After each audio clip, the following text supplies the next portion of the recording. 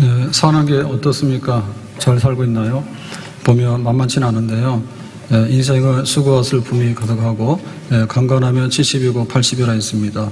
그런데 그것도 손살같이 너무 빨리 가고요. 그래서 때로는 재미가 없기도 하고 때로는 지루하기도 하고 그래요. 그래서 그 인생이 별로 안 좋다. 그러니까 하나님께서 에덴 동산에서 나가라. 그 다음에 너희는 이마에 땀을 흘려야지 먹는다. 그리고 결국에는 흙으로 돌아간다라고 했기 때문에 참 사는 게 만만치가 않아요. 그러나 하나님께서 또한 우리가 살고 있는 동안에는 좋은 날 주시거든요. 그래서 좀 좋은 날로 모여라, 축제로 모여라, 혹은 명절로 모여라 이렇게 했어요. 그래서 개인으로 보면 생일 365일은 그럭저럭, 그런데 생일날만큼은 주인공이잖아요. 그리고 또 한 해 나이를 먹으면 그냥 꾸역꾸역 먹으면 재미없잖아요. 그래서 이제 세배도 하고 설 지내라. 그리고 이제 농사를 이제 추수 거두게 되면 그래도 아무래도 풍족하잖아요. 아주 보릿고개보다는. 그래서 이제 추수하고 나면 감사하기도 하고 이렇게 이제 살아가는 거거든요. 이게 하나님의 은혜예요. 그래서 우리가 하나님의 백성이 돼서 하루하루를 하나님 섬기면서 살아가는데 혼자 있으면 좀 그렇죠. 그래서 이제 여세 동안 일하다가 주일날은 교회로 모여라. 그래서 함께 예배드리도록 해라. 그러면 이제 잔치가 되는 거거든요. 주일날은 천국의 잔치가 이루어지는 천국의 잔치에 그 맛보기 보는 그런 날이에요. 그런데 이제 그 주일 예배로 매주 드리다 보면 그러니까 하나님께서 특별한 그런 명절을 말씀하셨는데요. 그게 이제 구원받았잖아. 너희들이 해방됐잖아. 죄와 사망에서. 그래서 이제 유월절을 지내라 했고, 그 다음에 이제 가나안 땅에 들어가서 농사를 하고 농사를 마치잖아요. 첫 농사를 하게 되면 첫 번째 감사, 마지막 농사 거두어들이게 되면 마지막 감사. 그래서 1년에 3대 명절, 유월절, 맥주절, 수장절, 추수감사절 이렇게 지내는 겁니다. 우리로 말하면 이제 성탄절, 예수님 탄생, 그러다가 이제 예수님의 고난받고 죽으심과 부활, 그래서 우리의 구원의 소망. 그 다음에 이제 우리가 살아가면서 한 6개월을 살았기 때문에 첫 번째 감사, 그 다음에 또 연말을 결산하면서 마지막 추수감사로 감사. 그렇게 해가지고 이거는 자기가 생일을 챙기는 게 복 있는 사람이고요. 내 생일도 거부하면 복 없는 사람이에요. 내가 왜 태어났냐 이런 거거든요. 그래서 명절을 거부하면 이 땅의 삶이 너무 지루하고 너무나 빡빡해요. 그래서 우리가 때때로는 공휴일도 내고 기념일도 내고 그 다음에 명절을 지내잖아요. 그래서 교회에서도 구원받은 것, 그 다음에 감사절 이렇게 크게 하나님 앞에서 즐거워하는 주일로 모이게 되는 것, 하나님께 감사하고 영광을 돌립니다. 자, 그러면 이제 이 첫 번째 추수가 이제 맥주, 보리와 밀인데요. 이거는 다른 말로 말하면 초실, 첫 번째 열매고요. 또 다른 말로 말하면 구원받은 게 항상 출발점이에요. 그래서 6월절로 보면은 50일째 되는 날이기 때문에 오순. 그 다음에 이제 안식일 7로 계산하면 77이 49 해서 50일째 되는 날 77절 이렇게 해서 첫 번째 감사절을 지냅니다. 첫 번째 감사절은 어떻게 지내라 라고 하는 게 있는데요. 오늘 말씀 10절에 보면 세 가지의 조건으로 여호와 같은 성격의 감사절을 지내라 했습니다. 10절 보겠습니다. 내 하나님 여호와 앞에 77절을 지키되 맥주절인데요. 하나님 여호와께서 내게 복을 주신 대로, 그러니까 복 받은 거를 계산을 해야 됩니다. 내가 50 받았냐, 내가 100 받았냐, 그 계산할 줄 알아야 되죠. 아무것도 없다, 뭐가 뭔지 모르겠다 그러면 혼미한 상태입니다. 적어도 내가 월급 얼마 받는지는 아시죠. 그 다음에 이제 내 힘을 헤아려라고 하는 얘기는 형편껏, 하나님 앞에 나올 때 부자는 부자대로 나오는 거고 가난한 사람은 가난한 사람 나오는 거예요. 형편대로 하나님 다 아시거든요. 그 다음에 이제 자원하는 예물입니다. 부자든 가난하든 간에 하나님께 감사 예물을 가져 나올 때 자발적이고 자기가 이제 원해서 드리는 자발성에 있는 자원하는 예물을 가지고 이렇게 세 가지의 성격이 돼야 되는 겁니다. 첫 번째로 내게 복을 주신 대로라고 하는 거니까 이거는 자기가 이제 세물해야 되는 건데요. 항상 빼기를 하면은 다 적자입니다. 근데 하나님께서 주신 거를 하나하나 헤아려 보면은 굉장히 쌓이게 되거든요. 그래서 많은 거예요, 많은 거. 지금까지 지내온 것 주의 크신 은혜라, 한이 없는 주의 사랑 어찌 이루마라. 지금까지 지내온 것 주의 크신 은혜라, 한이 없는 주의 사랑 어찌 이루 말하랴. 보리와 밀, 이거는 진짜 굉장한 거예요. 우리가 볼 때는 쌀이 뭐냐라고 생각하지만 지금 광야 40년 길을 헤매면서 살아왔는데 새벽 이슬과 함께 만나가 내렸죠. 만나는 생존의 양식이거든요. 하늘에서 내리는 기적의 양식인데요. 가나안 땅에 들어오게 되니까 정착을 했어요. 정착을 하면 농사를 거예요. 농사를 하면은 수렵 채취가 아닙니다. 그렇기 때문에 30배, 60배, 100배로 수확이 많아요. 이게 생산성이 굉장히 높은 거예요. 그런데 보리와 밀을 시작으로 해가지고 그 다음에 무화과, 그 다음에 포도, 그 다음에 올리브, 감람 열매, 또 감람 기름 이런 거를 쫙 이렇게 철 따라 주시는 거예요. 그러니까 이스라엘 백성들이 너무나 감격하죠. 우리가 마트에 가서 보면 별로 감동이 안 되거든요. 근데 정말 탈북에서 온 사람들이 보면 우리나라 마트 가면 놀래죠. 시식 코너만 다녀도 다 먹고 살거든요. 그러니까는 너무 감사한 거지. 너무 감사한 거지. 야, 이게 어떻게 된 거냐. 그런데 이 광야 생활이 출발점이 아니고 12절에 보니까 너는 애굽에서 종되었던 것을 기억하고 그랬거든요. 그러니까 출발은 광야가 아니라 출발은 애굽이었어요. 애굽에서 신부는 노예였어요. 노예는 학대받아서 못 살아요. 그러니까 제발 좀 해방을 주세요라고 부르짖어가지고 하나님 모세를 보내서 이제 해방이 된 거거든요. 그러니까 이 노예로서 보면은 때로는 엉뚱한 소리 하거든요. 우리가 애굽에서 고기도 먹었고 수박도 먹었고 마늘도 먹었고 부추도 먹었다 하는데 그거는 먹긴 먹었는데 생각을 잘 해보면 노예 음식이야. 노예 음식. 노예 일부러 먹으려고 쓰러지면 안 되니까 때로는 마늘도 주죠. 그러면 막 땡볕에 나가서 일해도 좀 면역력이 있거든요. 그러니까 이거는 굉장히 고달픈 거거든요. 그러니까 출발점에 있어서 노예로서 아무것도 없었는데 광야에 나와서 자유를 얻었는데 그러나 궁핍했잖아요. 근데 이제 가나안에 와서 자유도 얻고 정착도 하게 되고 농사도 하게 되고 철철마다 그때마다 수확을 거둬들이게 되니까 정말 하나님 감사합니다. 감사합니다. 내가 믿고 또 의지함은 내 모든 형편 아시는 주님 늘 보호해 주실 것을 나는 확실히 아는 하나님의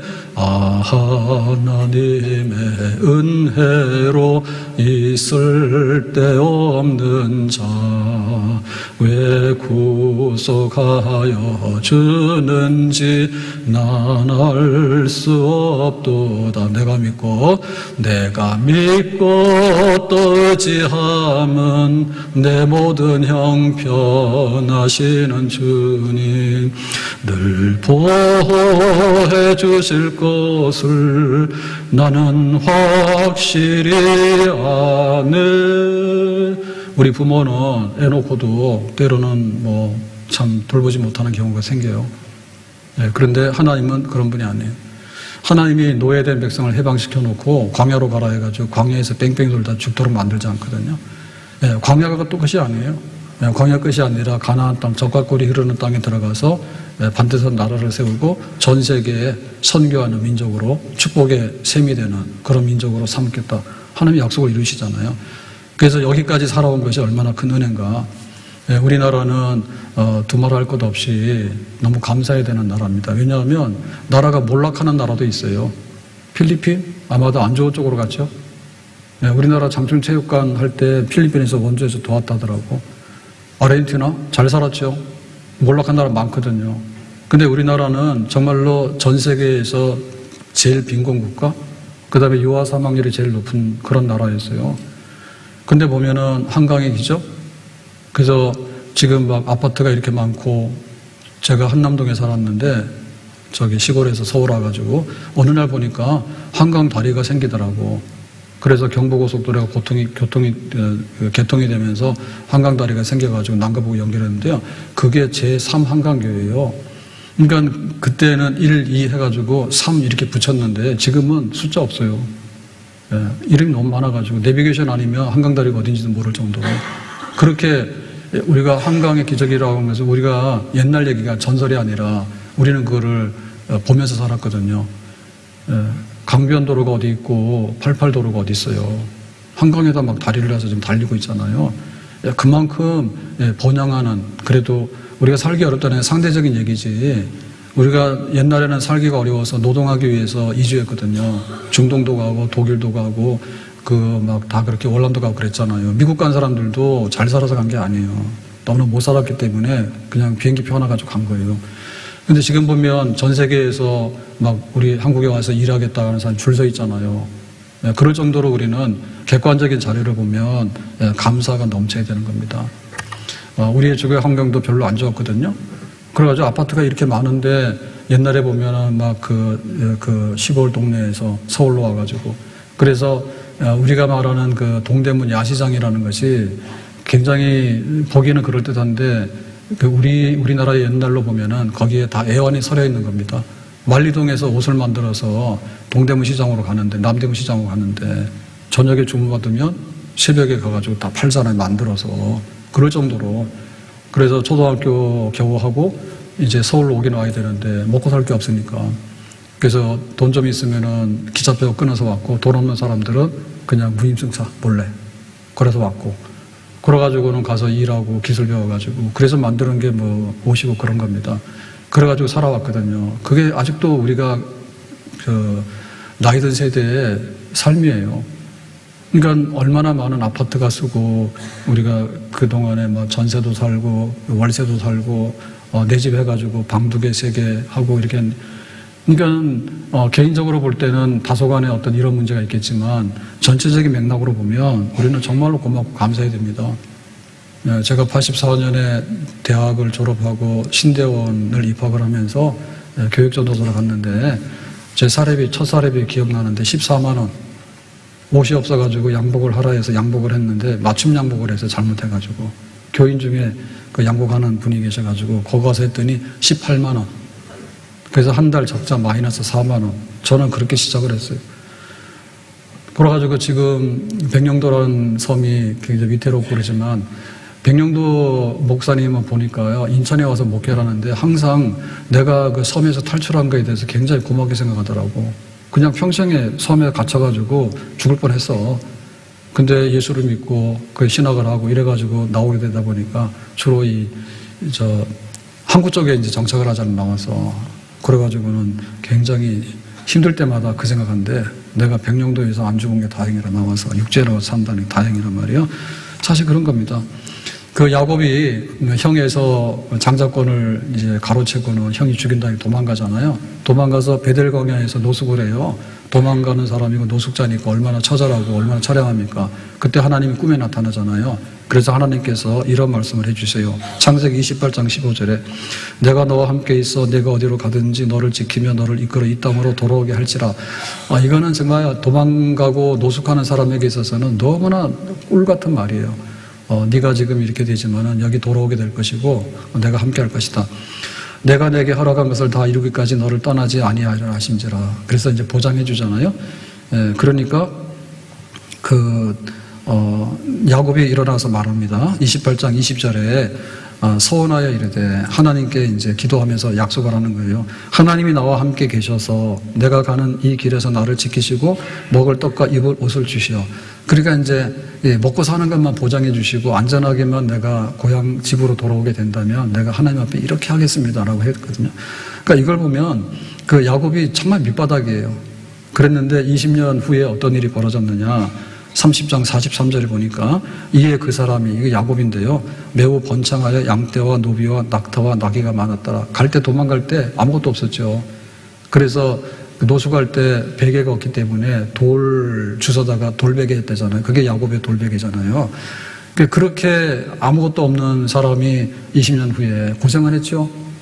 결혼지상금 준비하느라고 14년 동안에 노동을 했고 그 다음에 6년 동안에 밤낮으로 애를 많이 썼어요. 그래가지고 그럼 너 임금을 줄 테니까 새끼 놓으면 얼룩진 거 가져가라는 얘기는 굉장히 이거 노동 조건으로 보면 아주 좀 이거 착취하는 구조입니다. 정상적으로 줘야지. 그 전박이가 나온다는 확률이 굉장히 잘 없거든요. 그러니까 막 야곱이 기도하고 뭐 이렇게 꾀를 써가지고는 막 새끼들이 나오는데 전박이가 많이 나오는 거야. 그래서 막 이렇게 하다가 어쨌든 간에 굉장히 부자가 돼가지고 노비와 함께 그 가족들, 자녀들을 쫙 거느리고 부자가 돼서 이제 돌아오게 된 거예요. 그러니까는 생각해보면 갈 때는 빈손에 노숙자였지만 돌아올 때는 부한 사람이 됐고 하나님이 약속을 이루어가지고 만족한 걸 다 채워주셨잖아. 하나님이 신실하시잖아요. 하나님 한 번도 나를 실망시키신 적 없으시고 언제나 공평과 은혜로 나를 지키시네. 오신실하신 주, 오신실하신 주, 내 너를 떠나지도 않으리라, 내 너를 버리지도 않으리라. 약속하셨던 주님, 그 약속을 지키사 이후로도 영원토록 나를 지키시리라 확신하네. 오신실하신 주, 오신실하신 주, 내 너를 떠나지도 않으리라, 내 너를 버리지도 않으리라. 약속하셨던 주님, 그 약속을 지키사 이후로도 영원토록 나를 지키시리라 확신하네. 내가 지금 살아있는 것만 해도 죽을 사람 많아. 내가 지금 이동해가지고 여기 교회까지 온 것만 해도 혜택이 많아.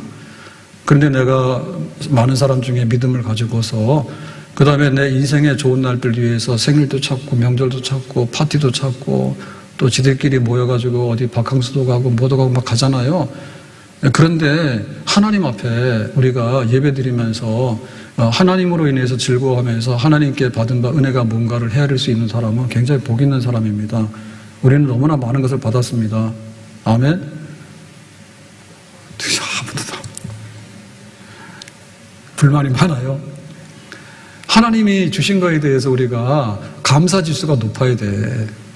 내가 연봉 올리기 위해서 얼마나 노력을 하면 얼마나 통장을 봅니까? 야, 이게 월급이 왜 안 올라가? 그러고 내 재산이 왜 안 늘어나게 하잖아. 근데 하나님께서 생사복의 주인이 되시면서 우리에게 주시는 그 부분이 있거든요. 우리는 뭔가를 할 때 될 대로 되라는 사람은 없어요. 자기가 힘껏 해요. 그 다음에는 자기가 한 것보다도 좀 더 많은 것을 기대해요. 그렇죠. 그러면은 뭔가에 대해서 우리는 기다리는 거예요. 내가 운이 좋든지 아니면 뭐 하늘이 높다든지 그런 식으로 하는 거예요. 근데 성경을 보고 보니까 하나님이 천지를 만드시고 생사화복은 하나님 마음대로 하시는 것이지. 그러니까 우리가 뭔가를 맡길 때 운에다 맡기는 확률이 없습니다. 되지도 않는 운에다 맡기면 확률이 없는 거예요. 로또에다 맡기면 평생에 그 로또가 안 찾아오고 인생 끝나. 그런데 이 정체불명의 뭐에다 맡기게 되잖아요. 하늘에다 맡기게 되잖아요. 그럼 하늘이 지멋대로 뭐 천둥 번개를 칠지 좋은 날을 주실지 어떻게 알아 우리가. 그런데 모르는 미신에 대해서 우리가 뭔가 행운을 바라고 내가 일한 거에 대해서 내가 사는 거에 대해서 복을 받기를 기대하는 마음이 있거든요. 누구나. 없는 건 아니에요. 그러니까 알려면 똑바로 하는 게 좋지. 똑바로 하는 게 좋지. 세상이 어떻게, 인생이 어떻게, 하나님의 손 안에서 그렇게 우리가 알게 되면 하나님 앞에 감사지수를 높여야 되죠. 받은 거를 헤아릴 줄 알아야 되는데 어떻게 하나님 주신 것은 이렇게 다 멍통입니까? 우리가 누리고 있는 문명세계에 모든 게 전기잖아요. 에너지. 전기 나가버리면 아파트도 다 서요. 그리고 핸드폰도 충전이 안 되면 다 서버리고 컴퓨터 서버리고 다 서버리는 거예요. 근데 하나님으로부터 우리가 받는 거에 대해서 이게 멍통이 되면 그 사람은 흑암의 백성입니다.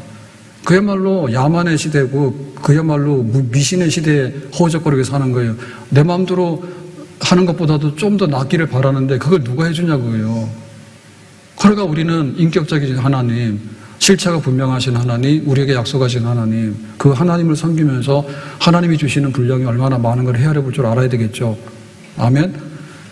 우리가 한강을 중심으로 살아가잖아요. 여기 서울 경기에. 그러면서 우리나라 잘 산다는 것을 못 느끼고 있어요. 지금 보리와 밀을 얻게 됐는데 광야에서 만나만 먹었거든요. 근데 애굽에서는 노예 음식이라 매 맞으면서 밥 얻어먹고 일하고 그러고 살았다고. 돈 하나도 못 받고. 그러니까 우리가 하나님께 받은 것이 얼마나 많은가.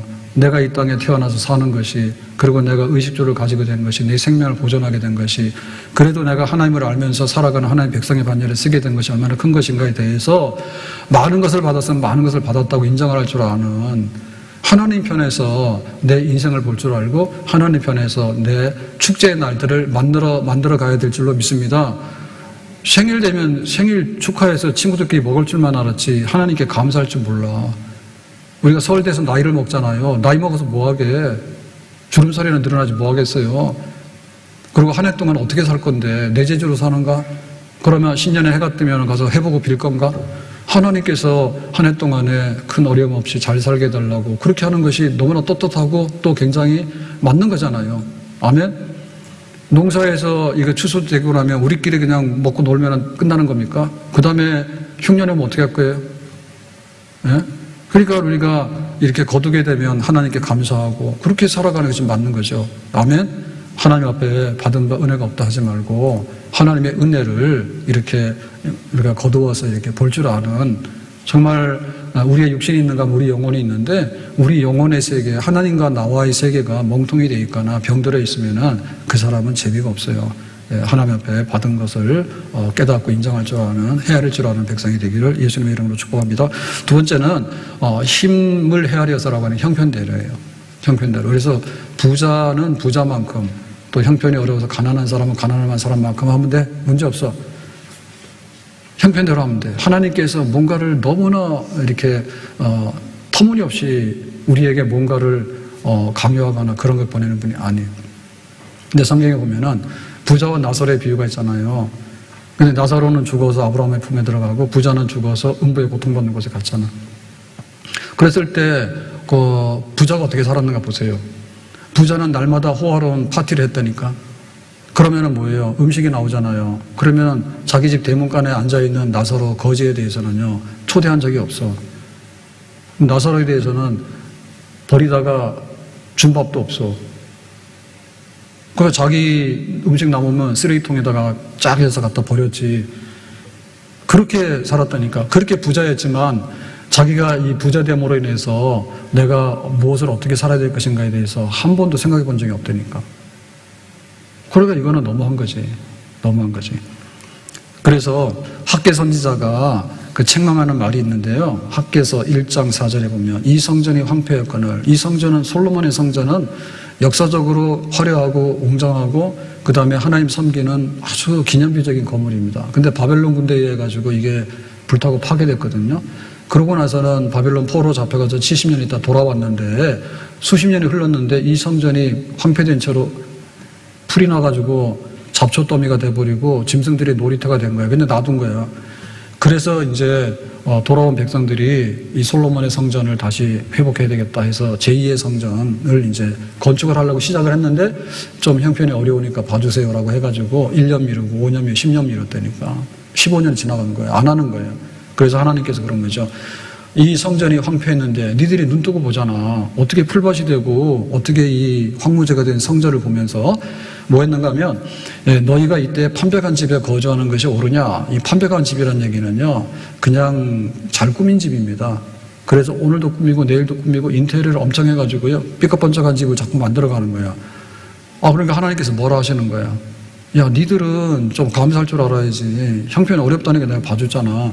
근데 그냥 막 사치를 일삼는데 성전이 불탄 채로 황폐된 거는 그냥 모른 척하고 그냥 몰라라고 놔두는 게 말이 되냐. 그럼 이게 잘못된 거죠. 우리가 많은 은혜를 입었으면은 하나님 사랑하고 성전 사랑할 줄 아는 게 돼야 되는데 자기 꾸미는 거야. 자기 집만 꾸미는 거야. 자기가 쓰는 거는 무한정 쓰는 거야. 소비가 얼마나 많은지 폭발해버렸다니까. 근데 하나님을 향해서는 얼마나 아무것도 안 하는지 아주 그냥 멸절해버렸다니까. 그러면 안 된다고. 그 교회를 보면요, 마게도냐 교회하고 그 다음에 이제 그 아가야 교회, 고린도 교회가 있는데 지금의 그리스가 이렇게 길잖아요. 저 북부 지방이 마게도냐 지방, 빌립보가 중심인데요. 그 남부가 뭐냐면 아가야 지방인데 거기 중심이 고린도예요. 그럼 어디가 잘 사느냐? 압도적으로 고린도가 잘 살아. 왜냐면 그 당시에 세계 중심은 지중해인데 지중해에도 이제 배들이 왔다 갔다 하는 요지에 항구가 있단 말이에요. 그 고린도 그런 항구야. 거대 항구야. 그러니까 여기가 굉장히 교회도 굉장히 부흥을 했고 부자예요. 그런데 예루살렘 교회가 기근이 들어서 구제헌금 하자니까 여기는 시험 들어서 안 하고 막 그래. 근데 마게도냐는 북부인데 북부는 주로 산악지대고 또 이렇게 굉장히 그 로마에서 많이 막 착취도 하고 막 이래가지고 여기가 살기 어려운 동네예요. 교회가 가난한 교회야. 근데 여기는 헌금 많이 하거든요. 그러니까 이게 형편이 뭐냐면 거꾸로 되는 거야. 가난한 마게도냐 교회는 많이 하는데 부자 교회는 안 할 뿐만 아니라 시험에 들어가지고 고린도 교회를 개척한 게 바울인 거예요. 근데 바울이 사도가 맞냐? 좀 바울은 좀 이른데 더 훌륭한 사도들이 있는 것 같은데 그리고 심지어는 얼마나 비윤리적인지 계보하고 동참하는 일도 생기고요. 엉망진창이 되는 거야. 그러니까 무슨 은혜가 있어가지고 무슨 헌금을 하겠냐고 하나님께 감사하겠냐고 못하거든요. 그러니까 이게 형편대로예요. 형편대로. 많다 해서 하는 게 아니고 적다 해서 못하는 게 아니에요. 그래서 하나님 앞에 형편대로라고 했을 때 줄 세우잖아요. 1등 과부, 2등 과부, 3등도 과부, 하나마나 전부 다 과부요. 왜 그래요? 형편대로 하는데 하나님을 사랑하고 하나님 은혜로 내가 산다 생각하니까 전부 다지. 두렙돈 3, 4천 원 되는 전재산이 과부 전재산 1등, 그 다음에 사렙다 과부 마지막 양식 좀 먹고는 살았는데 양식 떨어져 마지막 양식으로 하나님 섬기는 과부 2등 그래야 된다니까. 그래서 우리가 내가 지금 이 형편이 어려워서 못하는 건지 아니면은 믿음이 없고 영적으로 죽어서 못하는 건지에 대해서 분별해야 됩니다. 예? 내가 왜 회사에서 연봉이 이거냐, 내 사업에 있어서 수익이 이거냐라고 하는 것을 분별 못하는 사람이 없잖아요. 그럼 내가 하나님께 받은 거를 기억해야 되는데 하나님께 내가 내놓고 감사하는 것도 자기 형편에 맞게끔 하란 말이야. 형편에 맞게끔. 내가 정말 못할 형편이냐라고 하면 못하는 만큼만 하는데 두렵던도 했다 바보가. 근데 왜 나는 못하냐 할 때 썩어도 그냥 내가 쓰레기통에 버리지 내가 나서로한테는 못 준다. 내가 썩어서 내가 사치하다가 내가 무너지는 한이 있더라도 내가 하나님 앞에는 내가 절대 못한다라고 생각하면 이거는 그야말로 그 영원히 죽은 백성입니다. 나발이라는 사람이 있는데요. 그 뜻 이름이 뭐냐면 이름 잘 지어야 돼요. 나발은요 미련하다는 뜻이에요. 미련하다는. 근데 장가는 엄청 잘 갔어요. 그래가지고 아비가일이라고 하는 여자하고 결혼했는데 이 아비가일이 굉장히 지혜롭고 굉장히 현숙한 사람이에요. 성경에서 뛰어난 사람이에요. 그래서 나발이 부자였거든요. 그러면 이제 그 목축을 하기 때문에 양의 털을 깎는 날이 잔치날이에요. 농사 짓는 집이 추수하는 날이고요. 양의 털을 깎으면 동네 사람들 불러다가 음식도 주고 잔치하는 거예요. 그런데 이제 다윗이 부하들을 보냈어요. 다윗이 사울왕에게 박해받을 때 400명, 600명이 모였잖아요. 왕되기 전에. 그래서 이제 부하들을 몇 명 보내가지고 잔치집에 가서 음식 좀 얻어오라 그런 거예요. 그래서 갔거든요. 그랬더니 나발이 야 너희들 가 그러고 빈손으로 보낸 거예요. 그러니까 잔치집에서 빈손으로 본다는 얘기는 굉장히 무례하고 고약한 놈입니다. 진짜로. 예, 자기가 부자면 부자지 잔치집에 오는 사람에 대해서 왜 빈손으로 그렇게 보내요. 잔치를 하지를 말지. 그랬는데 거기다가 뭐까지 했는가 하면 야 너희들은 사울왕을 반역해서 왕을 죽이려고 나라를 뒤엎는 그런 폐역한 반역도들이다 라고 한 거야. 그러니까 다윗이 빈손으로 와서 부하들이 그런 얘기를 얼마나 화가 납니까? 칼 들고 쳐 죽이려고 하거든요. 갔어요. 그랬는데 그 부인이 지혜로운 사람이라 그 소식을 듣고 지금 칼 맞으면 다 죽지 뭐예요. 칼 맞으면 다 죽지. 그래서 자기가 남편을 대신해서 용서를 빌고 그 다음에 그날 주지 못한 음식에 대해서 이렇게 다 다윗에게 줘요. 화를 누그러뜨리고 그래요. 그래서 이제 수습이 됐는데 근데 하나님이 나발을 어떻게 했느냐. 나발이 부자였거든요. 굉장히 부자였단 말이에요. 근데 다윗이 화가 날 만한 거예요. 왜냐하면 그냥 잔치집에는 가도 음식을 주는데 다윗의 부하들이 있음으로 인해서 이 나발의 목장이 안전하게 된 거야. 덤으로. 그러니까 자기는 실제적으로 혜택을 많이 받았어요. 그랬으면은 그거 자기가 받은 혜택에 생각하면은 얼마든지 음식을 줘도 아깝지 않잖아요. 근데 그렇게 했기 때문에 그래서 하나님이 나발을 쳐 죽였는데 사무엘상 25장 38절에 보면 한 열흘 후에 여호와께서 나발을 치심에 그가 죽은 죄라 했어요. 그러면 나발은 뭐 했어요? 음식 얻으러 온 잔칫날 축하해주러 온 사람을 빈손으로 보내면서 욕까지 해가지고 나라를 뒤엎는 반역자들이라고 해서 욕을 하고 보냈으니까 자기 죽었다니까. 하나님이 가만두지 않은 거예요. 그러니까 자기 재산이 무슨 소용이 있어요. 자기 재산이. 자기 생명이 무슨 소용이 있는 거예요. 하나님 치시니까 열흘 만에 죽었어. 부자의 생명의 연한은 열흘입니다. 부자들 똑바로 하세요. 열흘짜리 인생이야. 만약에 부자로서 끝까지 잘 먹었다 하면은 그 부자와 나사로처럼 음부에 던져져가지고 영원토록 고통받는 그런 사람 될 수 있어. 그래서 우리가 내가 하나님 앞에 나올 때 그래서 예배에 관해서도 우리가 어떤 이렇게 헤아려서 형평가도 하는 그런 예배가 돼야 됩니다. 예. 그런 게 돼야 되는 거예요. 내가 받은 바 은혜가 크다라고 생각하면 그런 예배, 그 다음에 감사 이런 것이 넘쳐나게 되는 거고 그렇게 돼 있어요. 그래서 별빛만한 감사를 하게 되면 달빛만한 감사가 되고 달빛만한 감사를 하면 햇빛만한 감사가 되는 이거는 승승승 늘어나는 법이야. 늘어나는 법이야. 그래서 헤아려서 이것밖에 안 받았지만 더 많이 감사를 하게 되면 하나님께서 야 이거는 정말 많이 줘도 되겠네? 그렇게 신뢰를 하겠죠. 근데 이만큼 주면은 요만큼 줄이고 이만큼 주면 완전히 없다 하고 나중에 나발처럼 적반하장으로 가서 막 사람을 모욕해서 쫓아버리고 이런 식으로 행패를 부리면 하나님 걷어가시지. 나에게 주신 것이 얼마나 많은가 한번 생각해 보세요. 이 땅에 태어날 때 선천적으로 장애를 가져온 사람도 있어요.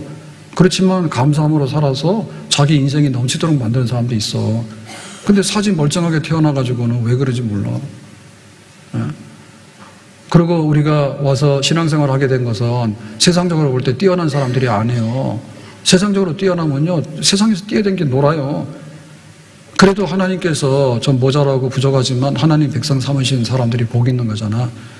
그러니까 우리가 나와서 항상 나에게 은혜가 많고 감사하는 것이 넘친다라고 생각을 해서 정말 작은 걸 받더라도 별빛만한 걸 받더라도 이것밖에 안 되냐고 쓰레기통에 넣지 말고 작은 것을 살리면 또 큰 것이 되고 큰 것을 살리면 더 큰 것이 된다.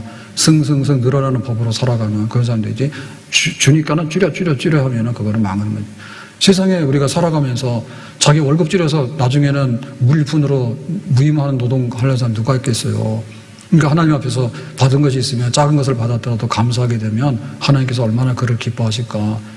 우리가 살아온 것도 감사하지만 앞으로 살아갈 날도 뻔히 보인다니까요. 하나님께서 감사함으로 또 7월부터 살겠다라고 하는 사람하고 주시기만 하면 원망해가지고 갖다 던져버리겠다는 사람하고 하나님 보시면 알겠지. 우리가 거꾸로 가는 백성이 되지 않기를 예수님의 이름으로 축복합니다. 마지막으로 감사함을 드리는데 어떻게 했어요? 자원하는 예물을 드리다 이렇게 얘기를 했죠. 고린도후서 9장에 7절에 보니까 각각 그 마음에 정한 대로 할 것이요 인색함으로나 억지로 하지 말지니 하나님은 즐겨내는 자를 사랑하시느니라 해가지고 자원하는 마음으로 해야 됩니다. 억지로 하거나 강요되거나 하는 것은 재미가 없습니다. 우리가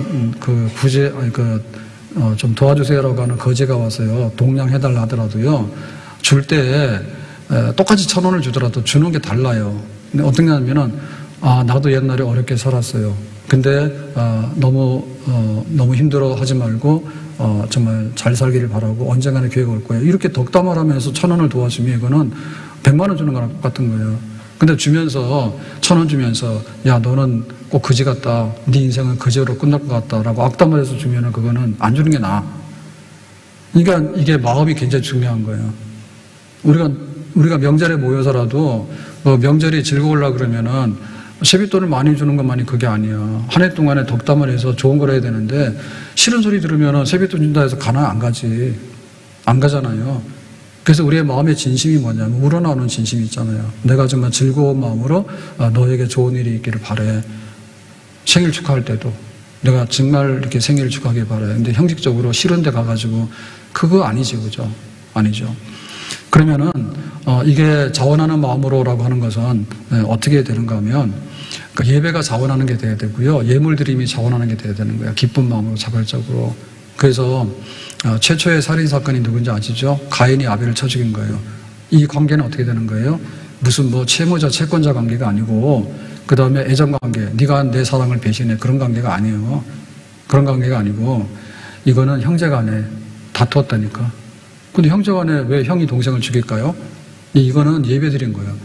예배를 드렸는데 둘 다 예배를 드렸어요. 그랬는데 하나님이 그 아벨의 제물은 예배를 받으시고 가인의 예배는 받지 않았어. 그래가지고 가인이 화난 거예요. 하나님을 죽일 수는 없잖아요. 분노하는데 하나님 보이는가? 그런데 동생 예배를 받으니까 분풀이를 동생한테 한 거지. 네 예배를 받았는데 네 하나님 하면서 이렇게 쳐 죽인 거야. 그 살인사건의 처음은 그게 영적인 전쟁입니다. 영적인. 그럼 왜 예배를 드렸느냐? 가인이 왜 예배를 드렸냐? 예배를 드릴 수밖에 없죠. 왜냐하면 인간은 예배 드리는 존재예요. 예배라고 하는 것은요, 뭔가 내 삶의 표대와 중심을 의미하는 거예요. 돌멩이가 내 인생의 전부다면 돌멩이를 숭배하면 돼. 예?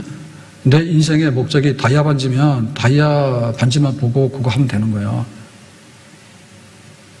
그래서 예배라고 하는 것은 하나님이에요. 하나님께서 세상을 지으신 다음에 이 세상의 중심에 하나의 그 이상적인 동네를 만든 거죠. 그게 바로 에덴 동산이라는데, 가든이라는데, 파라다이스예요. 그러면 에덴에는 이상향이거든요. 그러니까 먹고 사는 문제부터 시작해서 복락의 문제가 다 채워지는 그러니까는 부부간에서 싸울 일이 없는 거고, 먹고 살 문제가 없는 거고, 그 다음에 하나님도 에덴 동산을 자연스럽게 방문해. 그러면 아담과 하와가 하나님 오셨네요 라고 이렇게 미팅도 하고 그런 거야. 그게 바로 낙원인 거야. 낙원이 뭐 술 퍼먹고 가서 어디 가서 가서 막 이렇게 즐기는 게 낙원이 아니에요. 하나님을 만날 수 있고 부부간에 아무 문제가 없고 또 이렇게 살아가는데 문제가 없는, 그게 모든 게 만족된 낙원인 거예요. 근데 거기 낙원에서 그 아담과 하와가 이제 하나님을 인정하는 것이 예배거든요. 이게 주인은 하나님입니다. 하나님 우리에게 많은 걸 주셨네요. 그렇게 살아라 그러니까. 그래, 그거를 어디다가 이제 그 표시를 했는가 하면 그 표시가 선악과로 손대지 않는 거야. 그러니까 에덴에 있는 모든 낙원의 것은 내가 다 줬으니까 네가 다 써라. 그 대신에 이 선악과는 손대지 말고 이 주인이 누군지 좀 알아달라 그렇게 한 거지. 그러니까 뭐예요? 하라는 건 안 하고 선악과만 먹은 거지. 주인 탈취요. 그러니까 에덴 동산의 소유권을 맡겨놨으면 평생에 쓰다 가면 될 텐데 내 거라고 해버린 거예요. 내 거라고. 누구 말 듣고? 사탄의 말을 듣고. 그러니까 하나님께서 둘 수가 없잖아요. 그건 둘 수가 없는 거예요. 왜냐하면 하나님은 주실 수 있는 분인 거예요. 근데 그거를 뺐으니까 하나님은 그걸 뺏기는 분은 아니지.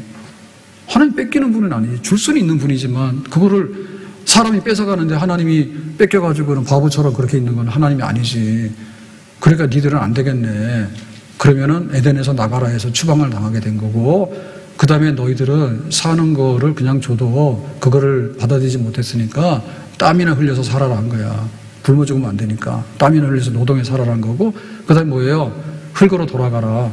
니들이 영생하다가 내 골치 아파. 그러니까는 그냥 적당히 살다가 부스러지면 흙으로 돌아가라 한 거야. 그것도 은혜죠. 당장에 부시는 게 아니라 흙이라는 건 상당 기간 오래도록 살 수 있잖아요. 굶어 죽는 게 아니라 노동을 하면 살 수 있잖아. 그 다음에 에덴의 최상의 환경은 자기들이 추방당해서 누리지 못하지만 그래도 세상은 살만하잖아. 그렇게 된 거지. 그래서 아담과 하와가 하나님께 예배드리면서 우리가 하나님을 인정하고 살아가는데 실패했다는 것에 대해서 뼈저리게 느낀 거지. 에덴 동산에서 추방당하고 나서 보니까. 그래서 아들을 얻었는데 가인을 얻었고 아벨을 얻었거든요. 그러니까는 자식 교육을 시켜야 되는데 뭐부터 시켰겠어요? 네? 가나다라가 무슨 소용이 있으며, 글이 무슨 소용이 있으며, 무슨 놈의 애 재롱이 무슨 소용이 있습니까? 애 재롱돌 뭐 하는데요? 네? 애들 재롱 떨어서 뭐 하게? 그럴 때 애들한테 다 막 유치원에서 막 섹시 댄스 그런 거를 막 어느 수준의 춤을 막 요구해가지고 애들이요, 그게 뭐 하는 거예요?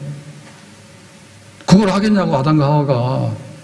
저게 에덴 동산이 보이는데 거기서 나와가지고는 그 하나님 앞에 예배에 대한 실패, 그냥 내가 자원하는 마음으로 순종해서 하면 되는데 그걸 안 하게 되니까. 그러니까 아담과 하와가 가인과 아벨한테다가 예배드리라 하니까 가인이 들었지. 듣긴 들었지만은 하기는 하는데 싫은 거야. 농사지어서 내 건데 내가 왜 하냐 그거지. 이 생각해보면 너무나 어이가 없는 겁니다. 농사는요, 여기 한 알이 있으면은 30이 100배인 거예요. 100배를 받았으면은 하나님께 좀 내놓는 거는 좋은 거 아니에요? 아니, 무자본으로 무노동을 해가지고 돈 벌려 하는 게 도둑놈 아니에요? 그런 세상에 그런 게 어디 있어요? 자기 자본금도 있어야 되는 거고, 수익이 5% 10%만 하면 잘 되는 거지 뭐 사업이. 예? 노동을 하더라도 자기 노동값에서 받을 수 있으면 잘하는 거지. 끌려가서 강제 노동하면은 뼈도 못 치르고 죽어. 아무것도 못하고. 그러니까 얼마나 좋은 거예요. 소출이 이만큼 일어났으니. 그러니까는 아벨은 그거를 받아들인 거예요. 그래서 자기는 목축을 했는데 새끼들이 막 늘어나게 되니까 양 하나 잡아다가 어린 양 잡아다가 하나님께 제물로 바쳤더니 하나도 안 아깝지. 새끼 안 넣으면 어떻게 될 거야? 불임되면. 그런데 막 새끼들이 많이 번성하고 목장이 번성하게 되니까 너무 고마운 거죠. 아멘? 우리가 생각을 잘해야 됩니다. 인간이 별로 재주가 있는 것 같은데 별로 재주가 없어요. 재주가 별로 없어요. 그러니까 나라들끼리도 나중에는 경제전쟁을 하는 거예요. 경제전쟁을 하고 경제전쟁 보면 자원약탈하는 전쟁을 하는 거야. 그 다음에 인종 말살 정책을 하는 거야. 니들이 있으면 골치 아프니까 인종 청소해버리는 거야. 인간이 이렇게 독하다니까. 근데 사실은 그거는 별로 승산이 없는 싸움이고 승산이 없는 노력입니다. 바보짓이에요. 뭐하러 그래요. 그냥 주시는 거 잘 가지고 잘 살아도 되는데 인간이 그렇게 삐딱하다니까. 그러니까 우리가 하나님 앞에 살아가는 법을 훈련하고 하나님 앞에서 자원해서 내가 드릴 줄 알고 예배 드릴 줄 알고 이렇게 살아가는 것은 참으로 복되고 복된 일입니다. 10명의 나병 환자들이 그 예수님이 지나가니까 우리 고쳐달라 했거든요. 그 예수님께서 고친다고 해요. 그러니까 니들이 제사장 찾아가서 그 몸이 깨끗했다는 거 보이도록 하라고. 이게 나병이라는 것은 격리돼요.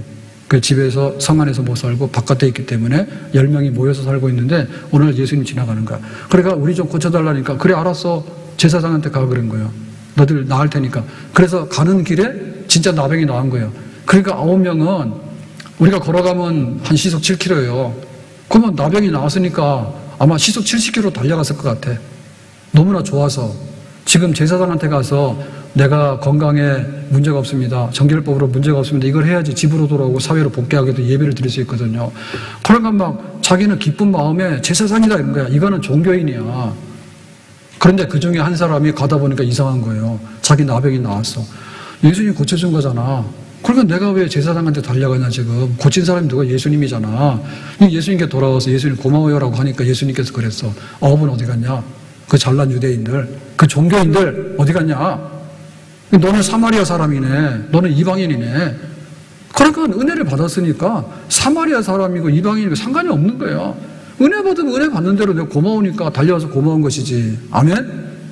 예, 교회를 종교로 옵니까? 하나님 만나러 오는 거지. 예배를 의식으로 옵니까? 내가 하나님 앞에 은혜를 덧입게 되면 이익이지. 어디 가서 1시간 앉아 있어봐야 시급밖에 안 나오잖아요. 내 인생이 시급이라고 하는데 그걸 좋아가지고 계속 그러고 있냐고. 여섯 동안에 회사 가서 일해가지고 했으니까 그만하라니까. 우리가 가치가 그보다 더 있다니까요. 사는 가치가 훨씬 더 있어요. 그러니까 하나님 앞에 나와서 예배 드림을 해서 하나님을 높이는 동시에 내 가치가 높아지게 되는 거고, 내가 적어도 시급 인생은 아니고 월급 인생은 아닌 거야.